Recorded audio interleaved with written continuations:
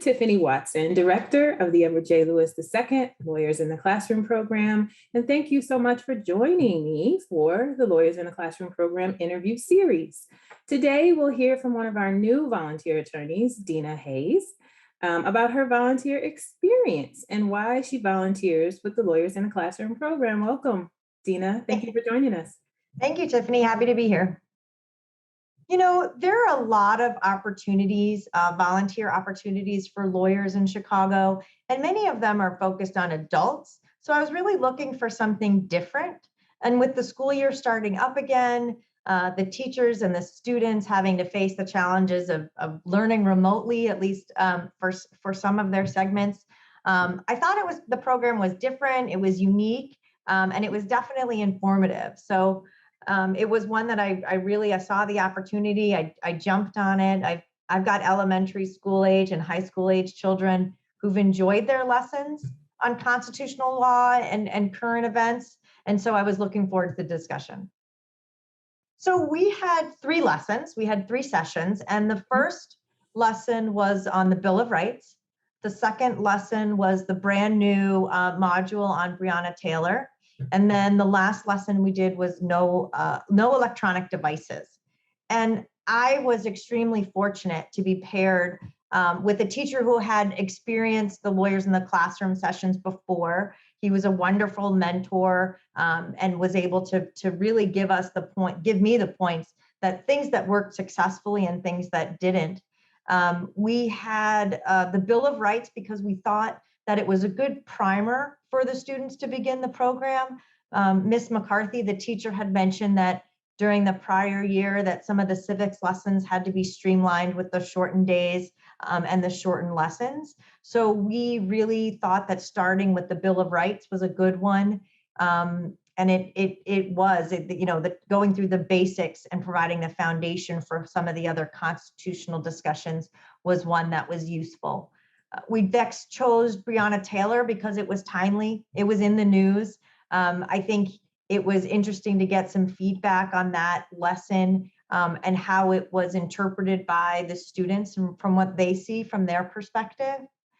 And then lastly, we built on that with the no electronics allowed, which was subject matter really right in their sweet spot. They all understand what it's like to not be able to have an electronic device at school. They understand the restrictions put on it, and they were able to really debate on how far those restrictions should go. Was there any particular feedback that stood out from any of those lessons?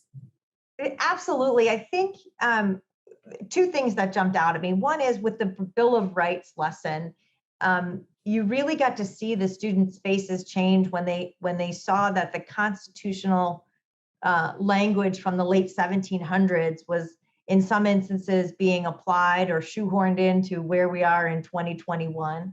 And when they were able to go back to the drawing board and pick some of the amendments that resonated with them and their student and their fellow classmates, that was one that was really interesting to me. And then the other one was with the no electronics allowed. Watching them, that lesson is designed with kind of physical interaction with the human graph, where the students were able to get out of their seats and go to a corner of the classroom to identify whether they agree or disagree. Students really kind of in the middle, at certain times because the debate was going on. So that feedback from the students when they physically were engaged was one that was really valuable. I like to think that they gained that perspective that it's really not cut and dry, where you can have a constitutional language or any law, or frankly, any school rule that can be subject to interpretation. And that concept of, well, do you look at, and I think it's the language from the no devices allowed. You're looking at the letter of the law, you're looking at the intent of the law, and for them to really understand that there's, wiggle room, for lack of a better word, or different interpretations that really are subject to debate. And when you have that debate amongst their classrooms, Miss McCarthy is a wonderful teacher. The students clearly respect her.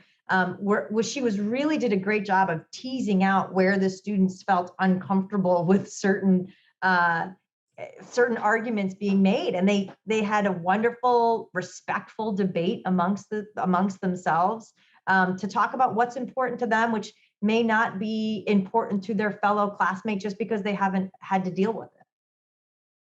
Like, I definitely could have used the refresher on constitutional law, which is always nice to have, and you forget, which amendment was what sometimes. And so I really think I benefited from that. And as a litigator, selfishly a bit, telling the story and making sure you're communicating to 30 fairly judgmental students about the presentation and what just doesn't sound right, and what just in order to get that messaging across was really beneficial to me, and I look forward to participating in the program again. I think it would have to be the human graph demonstration, because what Jeff and I did was we started with a principle, and the students took a position, and then we slowly kind of tweaked that fact pattern, and you got to see the students kind of understand how that changed the scenario, and whether or not that changed their opinion on whether they agree or disagree on whether the rule was acceptable. So watching that really dynamic exercise for the human graph was one that I thought was particularly a standout moment. Excellent. Well, I really appreciate you taking the time to, first of all, be a part of the Lawyers in the Classroom program, but I also really just appreciate, Dina, that you came and you shared your experience here and your thoughts. So we're so happy that you're a part of the program, that you continue to be a part of the program. For anyone who would like to learn more about the Lawyers in the Classroom program, please do go to www.chicagobar.org/Chicago Bar/LIC. Thank you so much. Thank you, Dina.